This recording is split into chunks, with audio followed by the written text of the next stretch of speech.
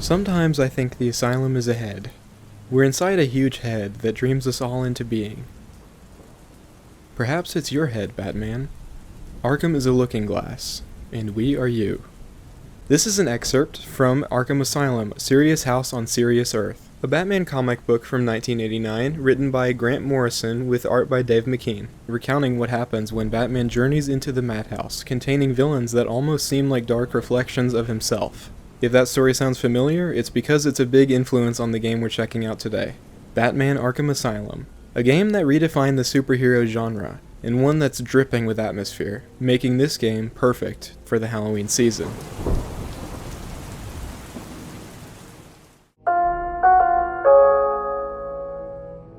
In 2007, Batman Arkham Asylum began development, being announced the following year. Created by Rocksteady Studios and published by Eidos Interactive with Warner Bros. This game was written by Paul Dini and is based on many of Batman's famous comic book stories, including but not limited to Arkham Asylum, as I mentioned previously. Though it's a very loose adaptation, essentially taking that storyline and changing it to feature more traditional versions of Batman in his world, while still having similar events take place. This game was built using Unreal Engine 3, which is crazy, given how good it still looks today. But before we can get to that, we have to go back to what this game was originally meant to be. Looking at prototype builds from 2007, we can see just how drastically different this game almost was. Storyboards and animatics can be found, which show that this game was originally meant to be far darker than the final version. One of these even shows Scarecrow filling a bucket with blood and pouring it on someone. A very different looking Batman design can also be found in early concepts and screenshots that looks reminiscent of the sonar suit from the Batman Forever movie. There's mention of a potential multiplayer mode as well. That would have been great to see. Screenshots of scrapped Wii and DS versions of the game can also be found online. At this point, I think I could do a whole video on this game's unused content. The voice cast in this game is nothing short of incredible. Returning from Batman the Animated Series are Kevin Conroy as Batman, Mark Hamill as the Joker, and more. Likewise, the music, which was composed by Nick Arundel and Ron Fish, is very well done, and fits with the dark, gloomy atmosphere of the asylum very well. Shortly before the game's release, an Arkham Asylum promo website was made, called ArkhamCare.com. Sadly, the website has been delisted for quite some time, so it's impossible to see everything it has to offer. But it's still cool that this existed at some point. When Arkham Asylum eventually released, if you were to obtain a copy illegally, several anti-piracy measures would be activated, such as gliding and grappling being permanently disabled, which, if you're familiar with this game, makes it literally impossible to progress past a certain point. Along with Batman randomly falling out of the world or encountering invisible walls at the most random of times. A clever trick by the developers indeed. In 2016, both this game and Batman Arkham City would be remastered and released in a dual pack known as Batman Return to Arkham. The footage used in this video is primarily from the game's original version on PC. In the remaster, graphics have been updated and character models have been tweaked to resemble how they look in the later entries, namely Batman himself, who looks much younger in the games following this one. Despite this, something has always bothered me about his new face in the remaster. I think he looks too smooth or something, and the lighting is very flat compared to the gothic aesthetics of the original. So for those reasons, I generally prefer the original release, though I still mourn the loss of the rain effects. The story begins on a dark and stormy night in Gotham City. The bat signal is activated, and the Batmobile races through the streets. We see Batman sitting inside the car. Sitting next to him is the Joker, Batman's arch-nemesis, who first appeared in Batman Issue 1. Apparently Joker was initially going to be wearing a mad scientist outfit in this game to match Harley Quinn's nurse getup, which was scrapped in favor of a more traditional design. Unintentionally, this is similar to what happened with the Arkham Asylum comic book, where Joker was originally planned to be dressed in women's clothing. And that's all I'm going to say about that. The two arrive at Arkham Asylum and speak to Warden Quincy Sharp. Officer Frank Bowles restrains the Joker and prepares to bring him to his cell. Warden, something's not right. I'm going with him.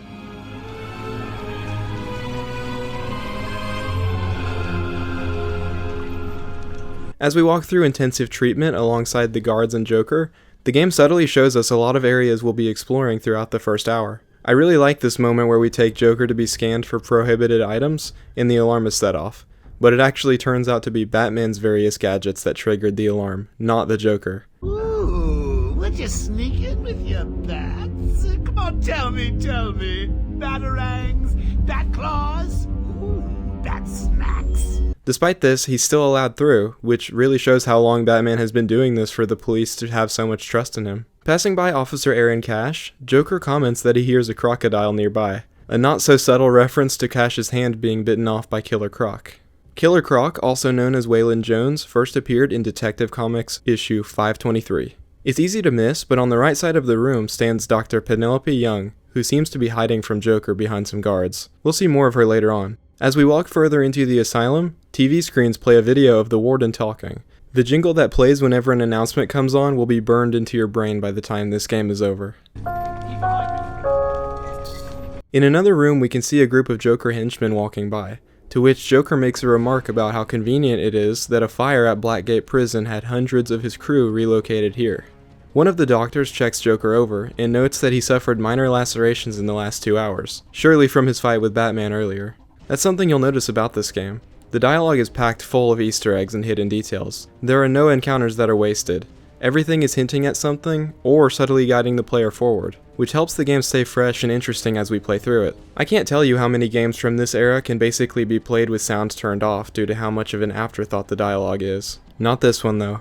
In the next room arrives Killer Croc, who is absolutely terrifying and makes me wish I was playing as Superman in this game instead. I've got your scent, Batman. I will hunt you down. On the lower floors, we meet Commissioner Jim Gordon, who speaks about Joker's capture from the start of the game. Long night, Jim. Joker invades City Hall and holds the mayor hostage, leaving it to me to juggle SWAT teams, the media, and you.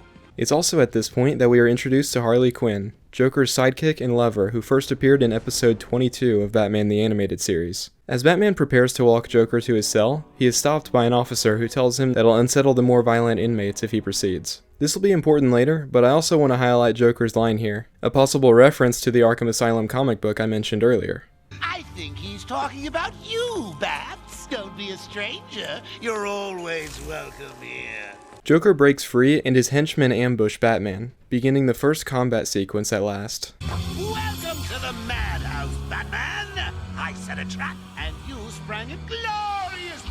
I enjoy the initial setup of walking alongside the Joker for the first 10 minutes of the game, but I wish there was a way to skip that moment on future playthroughs. I've never been a fan of forced walking sequences in games. Let's talk about this game's combat system, and what a system it is. There's one attack button which can be used to do basic combos, and a button that's used to stun henchmen with your cape. Whenever an enemy is about to attack, a little icon will appear over his head. That's when you press the counter button. Not sure why Batman has spider sense, but go with it. Gadgets such as batarangs and the Batclaw can be used in combat to stun enemies. In my opinion, where combat shines here is how it handles timing. You can try to button mash, but very quickly you'll be punching at the air and get hit in the back by another enemy. Instead, the way it's done is by hitting one enemy a few times, which will knock him down, leaving him unable to be attacked normally. This will now activate what is known as free flow, where you can then dart over to the next guy and start attacking him. When he goes down, move on to the next, and then the next. Almost like a dance. You can pull off some really crazy combos flying around the room and punching every enemy one by one, countering anybody who tries to hit you between attacks. A variety of upgrades are available too, that allow Batman to throw enemies or do special takedowns if a combo of 8 or more is achieved. And if an enemy is knocked down but not yet defeated, Batman can do a ground takedown to finish him off, leaving you open to enemy attacks if not timed precisely. This is one of my favorite combat systems in any game, easy to pick up but very difficult to master. It seems like most superhero games after this one tried to copy the same system, but it generally only ended up being the same control scheme, but not the careful timing needed to keep up your combo. So it just becomes an endless button mashing sequence. Whenever you die in this game, unique game over screens will display, featuring whatever enemy you most recently encountered, which is really neat. After taking care of the henchmen, Joker makes an announcement declaring that he is now fully in charge of the asylum. The room is locked down with seemingly no way out. And every time I play this part of the game, I think, oh, I'll just escape using this conveniently placed vent, before then running into one of the most infamous features of this series, Riddler trophies. Let's take a second to talk about these. Around the map, there are numerous trophies and sometimes riddles that lead to certain areas or objects to be scanned by Batman. Many of these are locked behind areas that you can't access until later on in the game, so it gives you a reason to explore even after the main story is done. Other collectibles include patient interview tapes with certain villains, and the Chronicles of Arkham, that are supposedly audio recordings of the spirit of Amadeus Arkham, the asylum's creator. It's also at this point that we start unlocking bios of certain characters in the pause menu, a lot of which don't even show up in this game, which confused me at first, but it helps make the world of this game feel more fleshed out, so I'm all for it honestly. After searching for a way out like an idiot for 30 seconds, Joker disables the laser gate for us. Ahead of us, the halls of the asylum are covered with mold and broken tiles, with gurneys and guards' bodies scattered throughout. So trying to navigate these intricately designed areas can be confusing, though there will usually be chattering Joker teeth placed in front of you to point you in the right direction.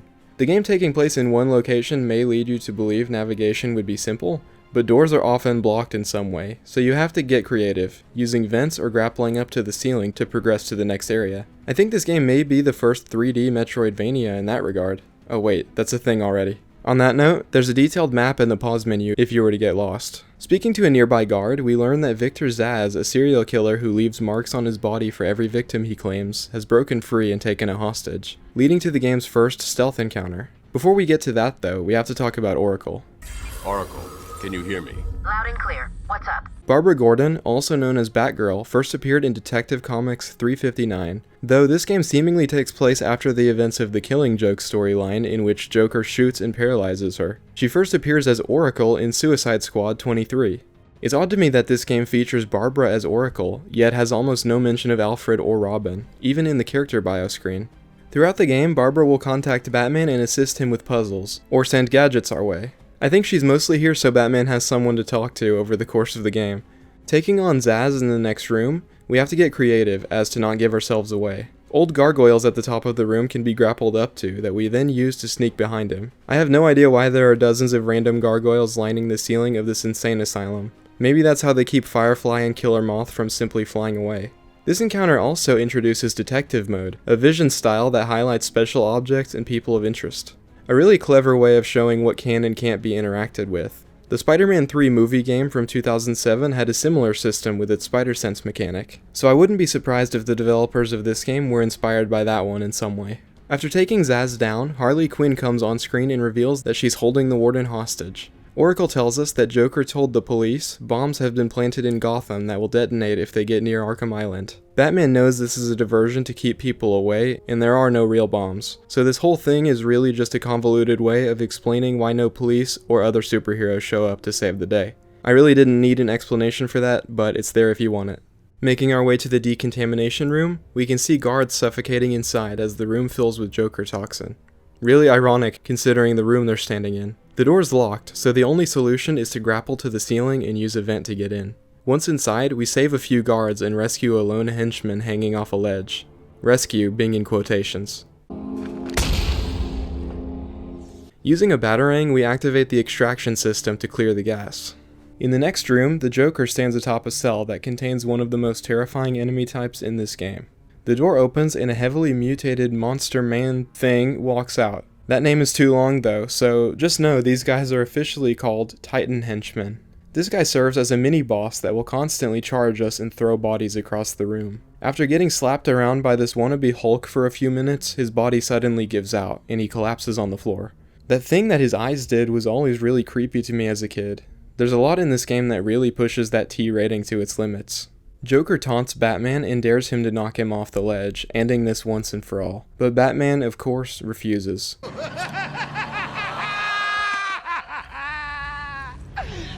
you're getting too predictable, Bats. Joker escapes and calls Batman from a nearby room. Having a little trouble up there? Joker. You were expecting maybe Two-Face? I always thought it was funny how Batman greets Joker as if he wasn't just talking to him 5 seconds ago. Joker reveals Officer Bowles is working for him, and that he kidnapped Commissioner Gordon just a few moments ago. In order to track Bowles down, Batman scans his flask for traces of alcohol on his breath that he can follow using Detective Mode. This is a really cool and creative use of the Detective Mode mechanic. Batman in this game is basically a predator at this point. Wait, no, that's not what I meant. In all seriousness, his various gadgets and vision modes really do remind me of the alien species seen in that franchise. This is one version of Batman you do not want to mess with. Another cool detail I want to highlight is how Batman's suit gets more and more damaged as the story unfolds. Stubble starts growing on his face as well. Remember that this whole game takes place over the course of one night.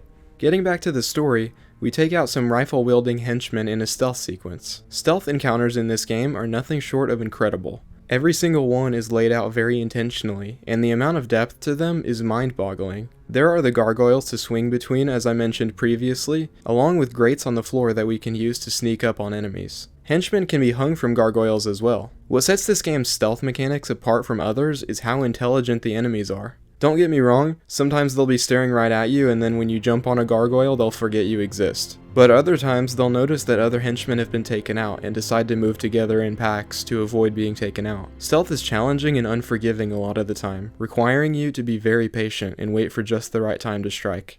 I can't tell you how mad I got at these sequences when I was a kid, and I had no idea what to do. After taking Joker's men out, Batman discovers the body of Frank Bowles. There goes our way of tracking Gordon. Next, we find our way to the exterior of the building, letting us finally explore Arkham Island.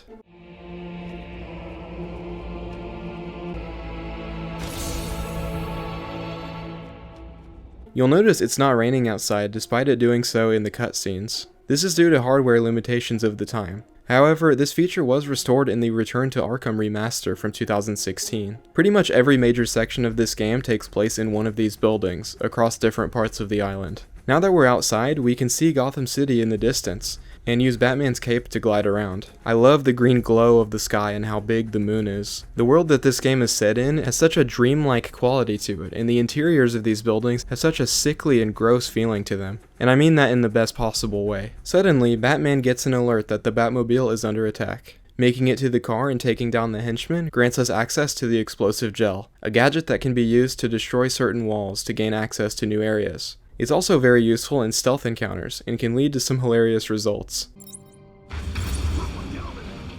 Gordon's pipe lays on the ground next to the Batmobile. Batman scans it to make a new trail to follow, and we head to Arkham West, where you can see henchmen starting to build something in front of the visitor center. Inside, we switch to a first-person perspective and walk around looking at a Joker dummy with a TV on his head displaying a message. However, if you turn around and look back at him, you'll see that he's moved. Could this be the real Joker? Next, we head to the medical facility. Going through the front door, we're met with Harley Quinn sitting behind laser gates, so we'll have to use our newly found explosive gel to make another way inside. Once there, we play another stealth section that sees us rescuing doctors from the Joker's men. Once every henchman is defeated, Batman speaks to these doctors, and we learn that there are 3 more doctors being held by Joker's men in other parts of the facility. A head in a jar can also be found nearby, which is initially terrifying, but this is apparently all that's left of an unused enemy type, the straitjacket henchman. Poor guy. On the way to the other doctors, an interview between Warden Sharp and Dr. Young plays on the TV, where she talks about something called Project Titan, and how it will hopefully be used to cure someone known as Patient X. In one of the rooms, we find Dr. Chen trapped in a chair, followed by this cutscene in a combat sequence. But it's a trap! I know. Just not for me. Outside the next room, a group of henchmen can be heard talking about Dr. Young, and how for some reason, Joker wants her left alive. Inside, we have to use our explosive gel to rescue her.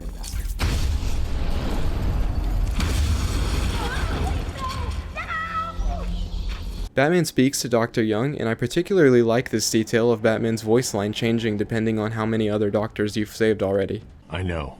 I've got one more room to search, and then all the staff will be safe. You stay here. On the way to the final room, Joker says that he has 2 special guests on their way to the party. Up ahead, Aaron Cash and Dr. Kellerman are holed up inside a small room to protect them from poison gas. Inside, we must throw batarangs at 3 different switches to activate all the fans. I love how at one point you'll find a henchman dangling from a rope, and throwing a batarang at him will send him crashing through the floor. I guess Batman does kill people after all. With all the hostages rescued, we are then introduced to another new enemy type, the high-security henchmen. These enemies are carrying knives and can't be countered normally. Instead, we have to cape stun them before we can attack. These guys are no problem alone, but can be a real pain when dealing with a bunch of enemies at the same time. Batman goes to speak with the other doctors when the elevator is suddenly activated, and more Joker henchmen enter the room. Taking them all out, we're now free to use the elevator ourselves. Once inside, gas pours out of the vents and we're thrust into one of my favorite sequences in the game, the Scarecrow encounters.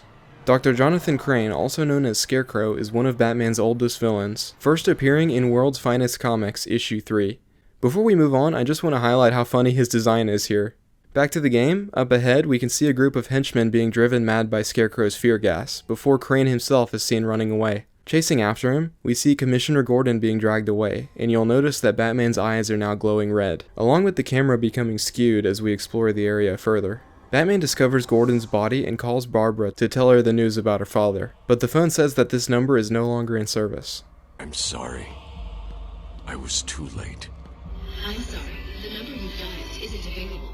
Please leave a message after the tone. Beetles start crawling out of the walls as we walk towards the morgue. Inside, everything appears normal at first, apart from voices whispering for us to turn back.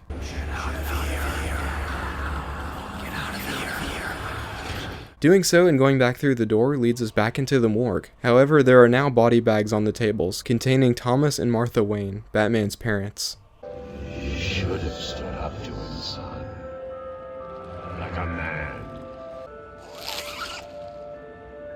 Mom? Help us, Bruce! Don't let us die! The final body bag contains Scarecrow himself.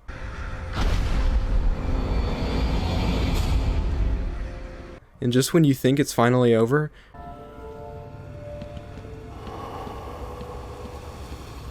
now we find ourselves in a sequence where we have to navigate this surreal environment trying to hide from a giant Scarecrow. Where's Godzilla when you need him? Reaching the bat signal and shining it on Scarecrow will end the level. This is undoubtedly the most memorable part of the game for me, and likely many others. If you think it was over too quickly, don't worry. This isn't the last we'll see of him by a long shot. When Batman wakes back up, we learn that it wasn't Gordon, but instead a generic Arkham guard who was killed. It wasn't Gordon. Crane's gas must have affected me more than I thought. Batman doesn't seem to be the least bit concerned anymore, despite this innocent guy still being dead, which is kind of funny. In the next area, Harley Quinn is holding Gordon hostage, with orders to kill him if Batman is spotted. Joker comments that if Batman can make it to Harley without being seen, he may give her to him as a new sidekick, since he could definitely use one. This is likely a reference to the Death in the Family storyline, where the Joker kidnaps and kills Jason Todd, the second Robin. After stealthing some henchmen, we drop down on Harley Quinn and rescue Gordon. He's out of control. He's trying to prove something. I'm not sure I can stop him this time. You'll do it. The way Batman speaks about being afraid that he can't stop the Joker this time reminds me a lot of his conversation with Gordon at the beginning of the Arkham Asylum comic. Gordon tells Batman Joker has something hidden in one of the nearby rooms. When the two enter, they find Bane attached to the ceiling. Joker presses a button that pumps venom into Bane's blood, starting the first proper boss battle of the game. Bane is basically a stronger version of the Titan henchman we fought before. He will charge at Batman, but throwing a batarang will stun him, making him run straight into the wall. After this, we can stun him to land some punches and rip off one of the tubes that's pumping venom into his body. If the fight wasn't enough already, henchmen will routinely jump into the room and attack us while we simultaneously have to deal with Bane. Throughout the fight, Bane will rip chunks out of the wall to throw at us, and when he's defeated, the room will fully collapse on top of him.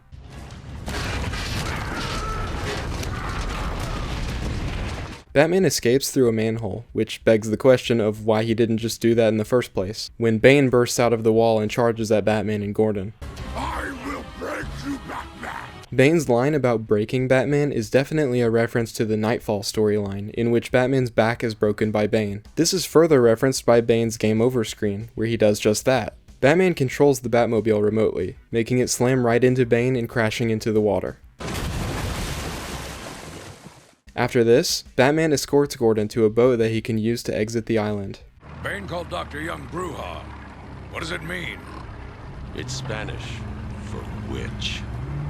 Batman contacts Oracle and tells her to search the city's records for anything on Dr. Young. Meanwhile, we head to the Batcave to analyze her research. Not that Batcave though. This is a new Batcave built on Arkham Island. This version of Batman really is prepared for any situation, I swear. On the way, you'll notice it's raining outside, but only in this specific area for some reason. A cutscene also plays in which Batman dives off a ledge and arrives to the Batcave, which will play again anytime you revisit this area. Analyzing the Titan compound reveals that it's a strength-enhancing serum that transforms normal people into super soldiers, similar to Bane, which I guess we already knew. But the formula is missing, and Joker wants it for himself so he can make an army of unstoppable monsters at his command. That means it's up to us to find it before he can. It's at this point that we unlock the Batclaw, which can be used to pull down vents and other objects in our way. The progression of unlocking new equipment in this game is done really well, don't get me wrong, but it's really funny that we start out with basically nothing in our inventory, like Batman was suddenly woken up at the start of the game and left home without his utility belt on accident. Heading to Arkham Mansion, we cut through the old sewer and briefly see Killer Croc once again.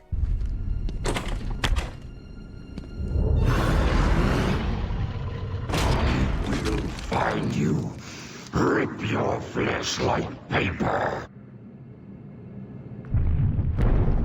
Oracle discovers that Joker had been paying Dr. Young to create the Titan Serum up until 2 months ago, when payments were suddenly blocked due to Dr. Young deciding she didn't want to be a part of Joker's plans, which is why he decided to come back to the asylum. Now he can make the army himself. During all this, we're going through a part of the sewers that is too unstable to grapple on, so we have to do some good old-fashioned parkour to make it to the surface. Outside, Joker henchmen armed with sniper rifles are stationed in the guard towers, so they'll need to be taken out before we can move forward. I mean, you can always try to just run past them, but I wouldn't recommend it. Inside the mansion, the main entrance is blocked, so we'll have to enter using a vent above the front door. Good thing we found the Batclaw 5 minutes ago, or else this adventure would be over. The mansion has been torn apart by Joker's men searching for Young's formula, and multiple rooms contain hostages that we'll have to save. One of these rooms introduces us to the henchmen wearing special collars that beep if they're taken out, which will alert all enemies to their position.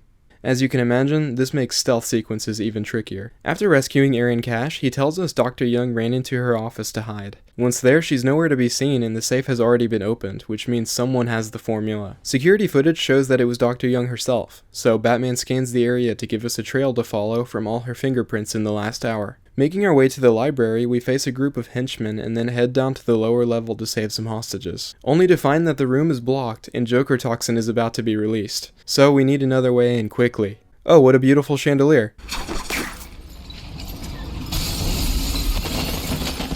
One of the hostages comments that Dr. Young was dragged away but managed to hide the formula somewhere nearby. Following the trail of fingerprints leads us to the formula at last, which Batman then destroys. Joker comments that Victor Zsasz is on the loose once again, and is about to torture Dr. Young to force her to make a new formula. Suddenly, Fear Toxin comes through the vents, and we have another Scarecrow sequence on our hands. Strangely, when we enter the next room, it's listed as Wayne Manor instead of Arkham Mansion. As we walk through the halls, rain begins pouring, and Batman sees a vision of his parents being shot. I'll give you whatever you want.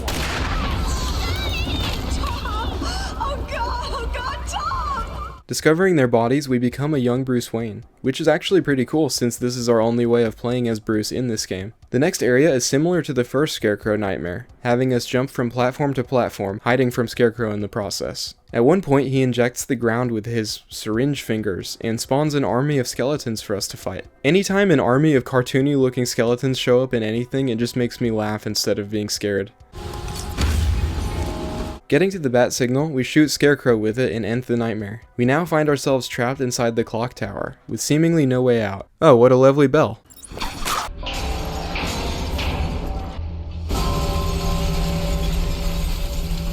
Outside the warden's office, we meet yet another new enemy type, the stun baton henchmen. These guys can't be dodged normally, or even cape stunned. Instead, Batman must manually leap over them before they can be attacked.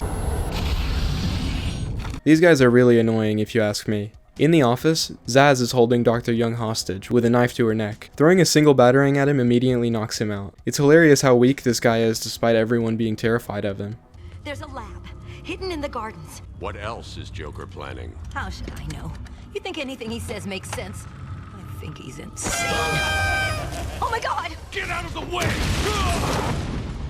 With Dr. Young dead, Harley Quinn breaks in with the warden by her side and sends a group of henchmen after us. I could have sworn she already had the warden hostage. Why did she bring him here? Scanning a broken piece of the warden's cane, we're given a DNA trail to follow that will lead us to him. Oh, that's why she was here. Following the trail leads us to a group of henchmen having a very interesting conversation. Joker tells us to kill the bat, we kill the bat. Joker told me to kill my sister once. Did you do it?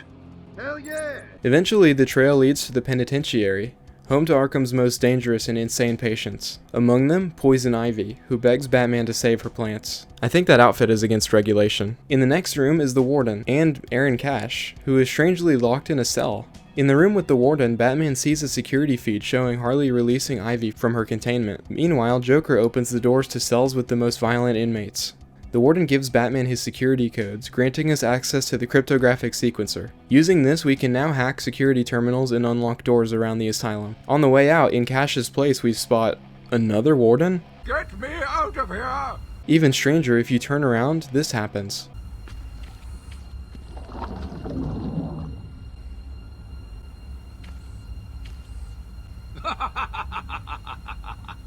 Using detective mode shows that this person has no bones, making it clear what we're dealing with here isn't any normal person at all, but instead is Clayface.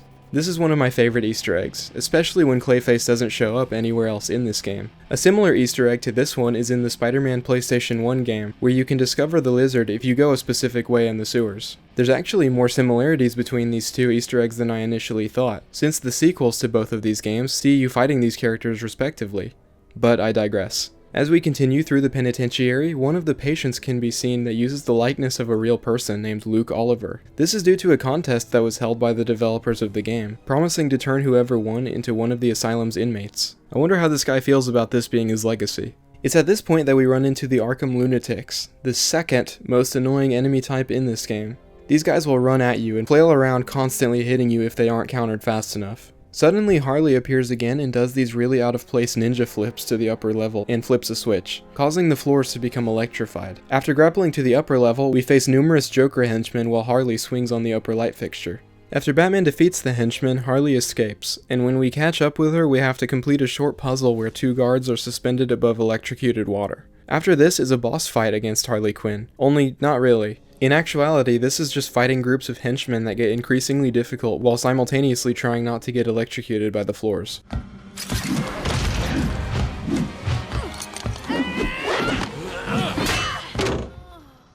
With Harley defeated, Batman scans her fingerprints and locks her in a cell. You won't find Mr. J. He's in the secret lab in the gardens and... oh crap! Yep, I know. Following Harley's prints, we make our way out of the penitentiary. Multiple lunatics bust out of the floors and ceilings to jump scare you on the way out, like something out of a horror movie.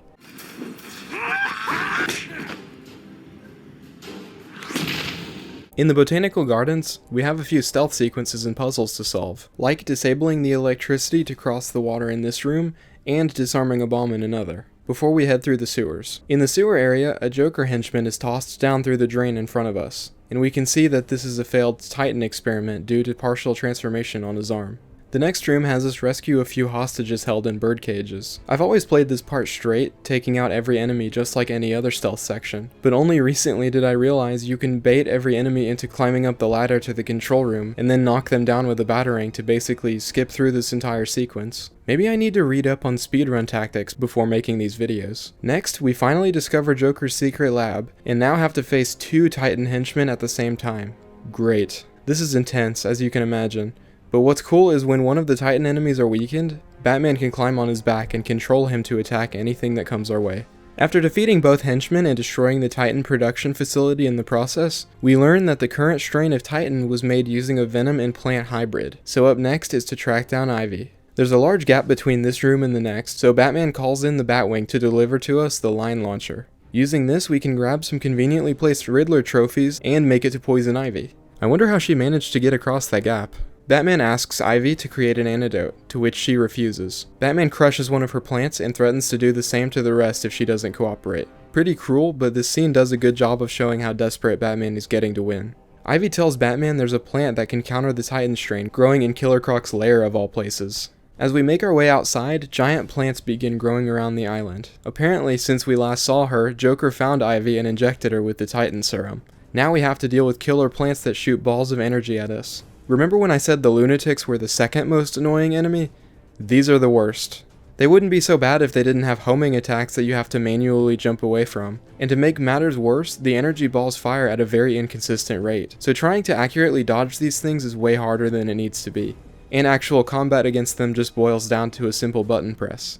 Back inside Arkham Mansion, Titan plants cover everything, and a cloud of pink gas covers the floor. Good thing we got that line launcher earlier. Speaking with Aaron Cash, we learn that Killer Croc's cell is located in the sewer under the intensive treatment building. On the way, we return to the intensive treatment lobby, where the first stealth encounter was held. Only now we're dealing with gargoyles that have bombs attached to them, and henchmen wearing tracking collars. After finally defeating everyone, we make our way to the next room, but something's not right.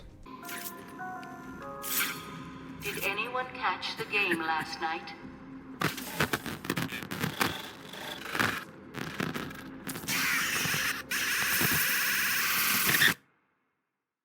The game crashes and boots back up with the cutscene from the start of the game, making you think you just lost all of your progress and had to completely start the game over. Except, it's different this time. The bat signal resembles Scarecrow's face, and Joker drives the Batmobile, with Batman tied up in the passenger seat. We then walk through the asylum as Joker. Batman is strapped to the table, and Commissioner Gordon and Warden Sharp can be seen being escorted to their cells. Joker shoots Batman and gives us a game over screen, with a tip that reads, "Use the middle stick to dodge Joker's gunfire." Middle stick? Am I playing the Nintendo 64 version? That was a fake-out death, of course, and Batman emerges from a grave marked Bruce Wayne. Welcome to the third and final Scarecrow nightmare. Nearby, other Batmans are locked in cells, and one can even be seen eating a rat. Next, we face more skeletons and slowly make our way forward while hiding from Scarecrow. Reaching the bat signal makes the screen cut to Batman choking Scarecrow before being injected once again with even more fear toxin. After this, we face waves of skeletons before ending it with a huge Titan skeleton, and shining the bat signal on Scarecrow. Back in the real world, Batman is injected again, which he seems to overpower through sheer willpower. You've ingested enough toxins to drive dead men insane. What are you? And Scarecrow runs off, saying that he now plans to flood the catacombs with enough fear gas to break the minds of everyone in Gotham. Stepping into Croc's lair, we encounter him once more. Too late, Batman. One step closer, and this goes into the water. The cave will fill with your deepest, darkest nightmares, and you will never reach your precious venom roots. Don't do it, Crane.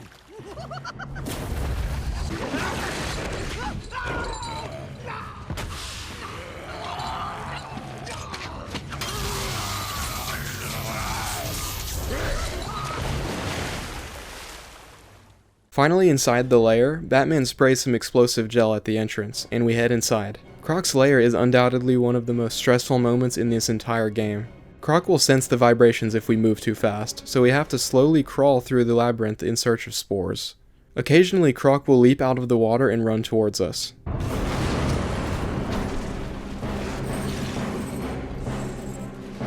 With a well-timed batarang, he can be sent back into the water. Sometimes the platforms will be destroyed as well, making it where we have to switch from crawling to sprinting at a moment's notice, which is not fun. Collecting all the spores, we race back to the entrance and detonate the explosive gel, sending Croc plummeting into the pit below.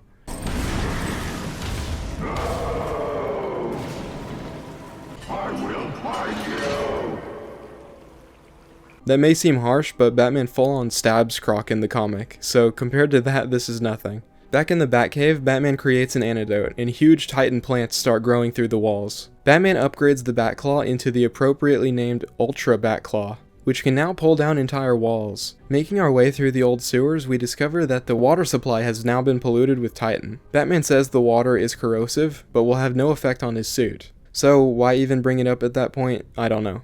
After disabling the first pumping system, Batman calls Oracle and tells her the pump is down, and she responds by saying there are now only 2 more left to find. Except, the second one is right next to this one, leading me to believe this section was probably originally meant to be longer. The final pump is shut down following a stealth sequence that took me way too many tries, and we disarm another Joker bomb. What follows is a battle against a Titan henchman, and to make matters worse, dozens of normal enemies enter the room too. Similar to the Bane fight, only this one is in an even smaller area. After defeating all the henchmen, we escape using the elevator shaft and head back to the gardens. Ivy has now taken full control of the botanical gardens, with Titan plants covering nearly every surface. We follow one of these plants and are led to some Arkham guards she has mind-controlled to fight us. After defeating them, we come face to face with Ivy once more. I won't let you destroy it, Batman. I told you to go to your cell. I was a fool. I thought the plants were in pain. Now I realize they were evolving, growing stronger. And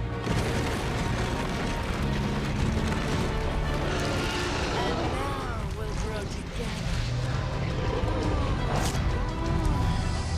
Tune into a more powerful force, Batman. This boss fight is a pain. Poison Ivy is piloting a giant plant monster with giant tentacles for arms. So basically she's Biollante. Constantly throughout the fight, you're having to juggle dodging these vines that grow from the ground and her energy blasts that just won't stop coming between throwing batarangs to damage her.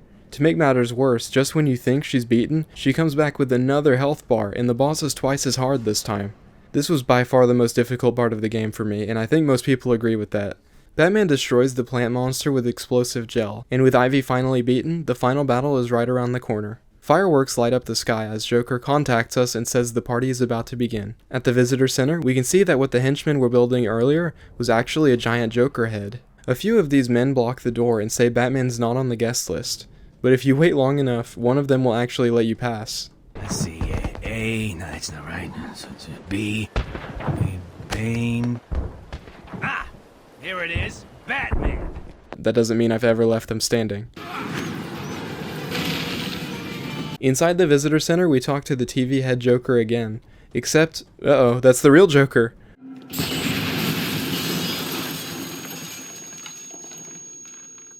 A bomb goes off and we find ourselves with Joker sitting on a throne in front of us. Now we have to fight tons of henchmen and 2 Titan enemies at the same time. This is really one of those games that looks at you struggling and says, oh, you thought that was hard? Well, here's even more. Finally beating every enemy, Joker congratulates Batman and says he's earned a prize. Commissioner Gordon drops down from the ceiling and Joker tries to shoot him with the Titan serum. Batman jumps in the way but is infected and starts to transform.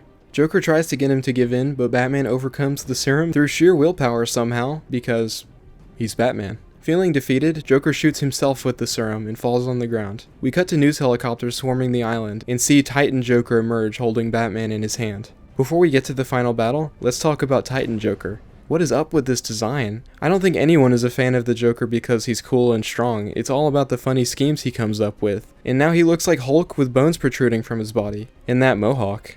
Batman injects himself with the Titan Cure, even though he seems to be doing just fine without it. And Joker tosses him aside, starting the final boss. Let's get ready to tango! Now, despite Titan Joker being physically imposing, this is actually one of the easier parts of the game. All you have to do is run away from Joker until he jumps up to the higher level and sends his henchmen after you. After defeating them, we pull Joker down and punch his big stupid head. Repeat this 3 times and the fight is over. I can take it. I can take anything you throw at me, Bats. You can't beat me.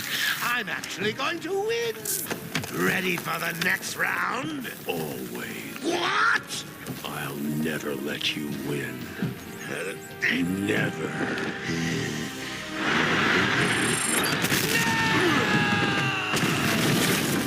With Batman victorious, the asylum is under control once more. Joker is returned to normal, kind of, and just as Batman is preparing to leave, reports of a bank being robbed by Two-Face can be overheard before Batman flies back to Gotham. Boy, I wish we got to play that part of the game. After the credits, a short cutscene plays in which a container of Titan floats in the water, before one of 3 villains reach out and grab it. These include Scarecrow, Bane, and Killer Croc.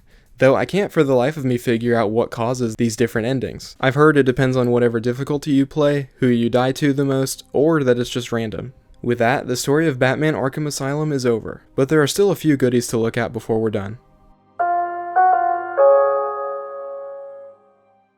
Once the story is complete, we can still roam around Arkham Island, completing whatever's left of the 240 Riddler challenges, and the Chronicles of Arkham. As we get closer to collecting all of Riddler's trophies, he becomes increasingly annoyed with Batman, and regularly taunts us. When the final riddles are completed, Batman traces the location of Riddler's calls, and sends police to apprehend him. What? You did it? You must have cheated. There is no way you could have beaten me. Well, you asked for it, Batman. My final challenge for the whole of Gotham is just seconds away. What? Sirens. The police. You cheated, Batman. You couldn't have outsmarted me. Police, open up! No. They should open the door now! Now! Down on the ground! Down on the ground! No! As for the Chronicles of Arkham, with every new entry we scan, it becomes increasingly clear that this isn't the spirit of Arkham after all, but however Warden Sharp, who developed a split personality and believes himself to be Amadeus Arkham. Batman runs to apprehend him, only to find that he's escaped Arkham and is now in hiding somewhere. Could it be that Quincy Sharp never even existed and was simply a vessel for the spirit of Arkham? Furthermore, visiting the warden's office in the mansion and using explosive gel on the walls reveals an Easter egg of blueprints that describe how the warden plans to transform a large chunk of Gotham into a prison, which is a massive tease for the next game in the franchise. Now that we've seen everything the main game has to offer, character trophies can be viewed on the main menu screen, and there are various challenge missions to play as well, such as combat challenges, stealth, and a few DLC maps that include those same modes along with the challenge to fight enemies without taking a single hit. It's also here that we can use the only alternate suit this game has to offer, Armored Batman. This is cool for what it is, but it doesn't change anything about the gameplay, and it's a shame we don't even get to use it during the main story. If you play the game on PlayStation consoles, or strangely Mac computers, the Joker is playable in challenge maps. This also changes enemies to Arkham guards, which is a really neat detail. Batman Arkham Asylum would see its initial release on August 25th for Xbox 360, PS3, and PC, though a demo for the game was available earlier that month. Eventually, a Game of the Year edition was made, with all DLC being included with no extra charge. There's also a collector's edition that comes with a life-size Batarang statue. Since then, there have been numerous compilation packs featuring this game, and the Return to Arkham Remaster, which would release on October 18th, 2016. Following its release, the game would receive near universal praise, getting a 9.3 on IGN, a 9.1 on IMDb, and 92% on Metacritic. And for good reason, though the boss fights did face criticism, which makes sense. With everything I mentioned throughout this video, I understand why this is one of the most famous and well-regarded superhero games out there, and somehow it only gets better from here. Before we end this off, we have to talk about Arkham Asylum's tie-in comic book, The Road to Arkham, which details events leading up to the beginning of the game. In this comic, it's revealed that Batman had been hunting Joker for 2 months with no luck, and that Joker is the third major villain to be brought to Arkham that month, following Batman's capture of Zsasz and Scarecrow, and that all of these captures were the result of strange anonymous tips, leading to Batman's bad feeling seen at the start of the game. While it's really nothing major, I had no clue there even was a tie-in comic, and the art is really nice to look at, so I'm glad I get to share it here. Thanks for watching. It's been great revisiting the superhero game that changed everything. I cherish this game, and still remember finding it under the Christmas tree years ago. I hope this video was informative and entertaining, and inspired you to revisit this classic, or finally check it out for yourself, over 16 years later. If you'd like to see more from me, I have 2 other YouTube channels, one used for showcasing content in superhero games, and the other for Let's Play style videos. Links to both channels along with my social media pages will be in the video description. Let me know what you'd like to see me cover in the future. For now, after finding all those Riddler trophies, I need a nap. Until next time, I'll see you then.